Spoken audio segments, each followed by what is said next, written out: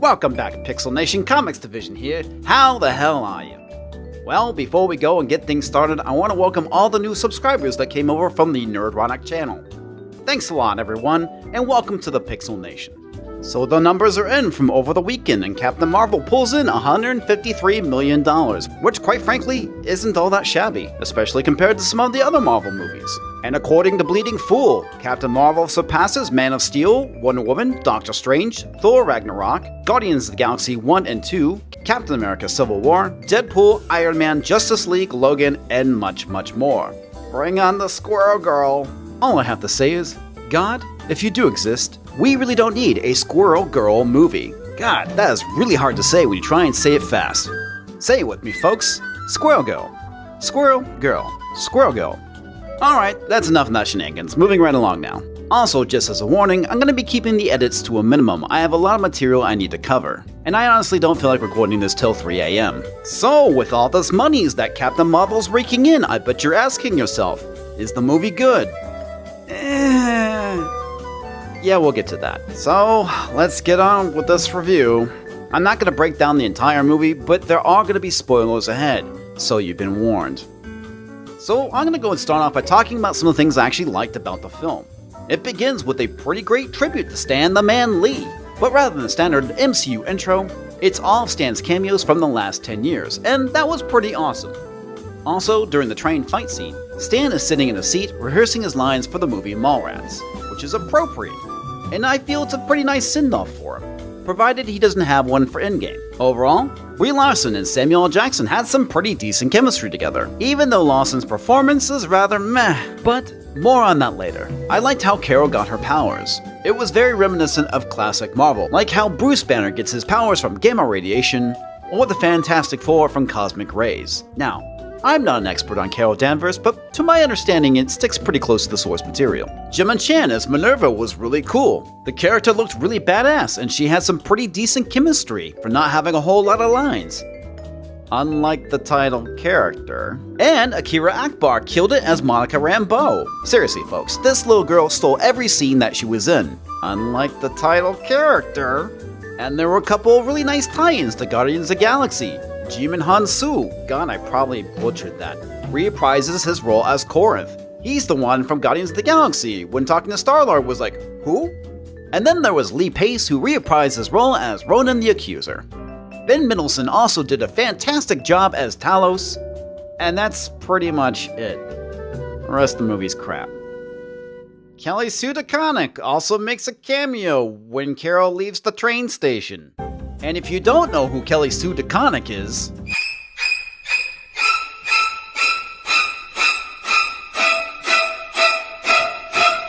she's kinda like The Ring. It's burned into your mind forever. Now you have to go and share this video with a friend, because if you don't, within 7 days, Kelly Sue DeConnick will come looking for you. Trust me, folks, you don't want that. In the comic book, Kelly Sue DeConnick is responsible for turning Carol Danvers into Captain Marvel and making her boring and unlikable. So much in fact that the comic keeps getting rebooted because of how awful it is. It's a milestone, and it makes sense that she's in this movie because she's equally unlikable. Anyway, like I said, the rest of the movie is actually rather meh. When Brie Larson said that the movie was gonna be her form of activism and that it would be a big feminist movie, she wasn't lying. There were several groan-worthy jabs at men taking the form of feminist tropes, like catcalling, men telling women to smile, and women being told to go and control their emotions. Yes, I'm aware these things do happen, but probably not on the scale that most feminists say that it does. There are several scenes where Jude Law's character, Yon Ra, keeps telling Danvers to control her emotions, and it's rather laughable because she isn't displaying any emotions whatsoever. As a matter of fact, she's done an amazing job impersonating a plank of wood. Some actors, they can emote without saying a word. Larson, on the other hand, is not one of them. The movie also greatly suffers from the lack of a true antagonist. Well folks, that's because the antagonist of the story is the patriarchy, as represented by the Kree. There is absolutely no hero's journey in this movie. The movie begins and ends the same way. Carol Danvers is perfect in every way!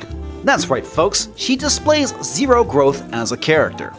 This is because the overall theme is women being held back, either by society or by men. And quite frankly, it's not subtle. It manifests in the form of Carol's flashbacks and through the implant on her neck, which limits her powers. Carol doesn't face any true obstacles where she struggles to overcome, with the exception of being held back by others, more specifically, men. That's right, folks. This movie is nothing more than one gigantic feminist power fantasy. And that's because women can do anything if it wasn't for the fact that men are constantly standing in their way and holding them back. And this clearly manifests in the form of Jan Rog. At the end of the movie, he totally gets emasculated because there is a gross power imbalance between the two characters. This is the problem when you put agenda over story. None of this helps the movie in any way. And honestly, I could overlook it if story came first, but it didn't, so I won't. The movie had one job: make me relate and like Carol Danvers. And it failed miserably. Which leads me to the final fights of the movie. It's so fucking anticlimactic. There's no real stakes, no price to be paid for success or failure. There's no low point in the movie where everything seems lost, and that's because there's no actual threat to Carol Danvers. As I stated, she's grossly overpowered, and anybody who comes at her, she simply swats away with ease. At times, Superman can suffer from the same issue. Because he's so powerful, he really needs an antagonist who is on the same power scale as he is.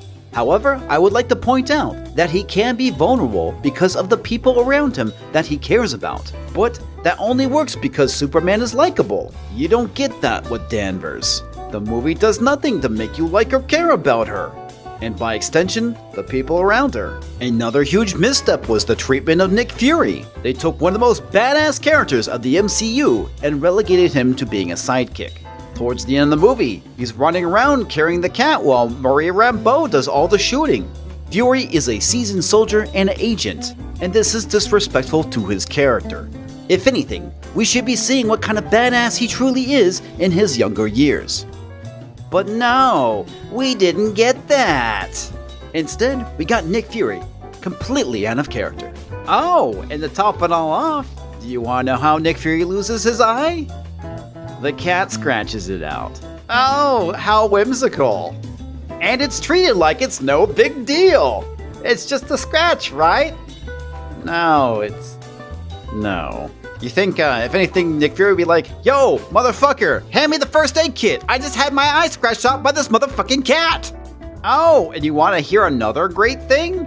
You want to hear how Fury got the name for the Avengers Initiative? Well, Avenger was Carol's call sign. Nasty bit of retconning there, isn't it? It seems like Captain Marvel's not going to be known as the second Avenger. Then there's the mid-credit scene.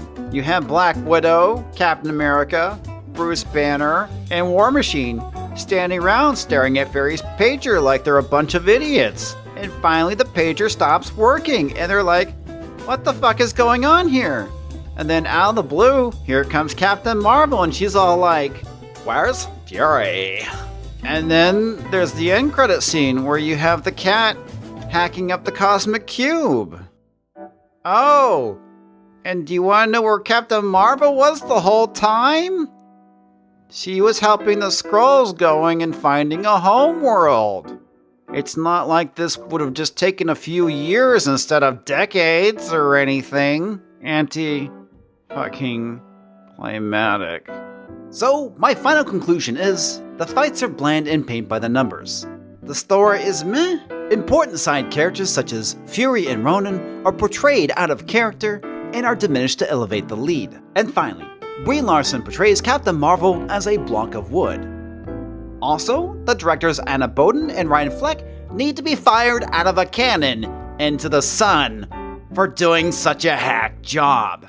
You can skip this one, folks. It does nothing to expand the MCU in any meaningful way. In fact, it trashes 10 years of continuity and storytelling. But hooray everyone, we got a big feminist movie. Yay! So, what does all this mean for the MCU? According to Kevin Feige in an interview with The Wrap, When making Captain Marvel, Marvel Studios boss Kevin Feige said it was critical that the film have a female voice behind the camera, particularly because the film, like last year's Black Panther, represents the future of the Marvel Cinematic Universe. To me, it sounds like the MCU is getting ready to get woke, and we all know what that means, folks. Get ready for a bunch of shitty movies. People also ask sometimes about Black Panther. The notion of representation on screen, in front and behind the camera. Somebody asked me once, so is Black Panther a one-off? I said no, it's not a one-off. This is the future.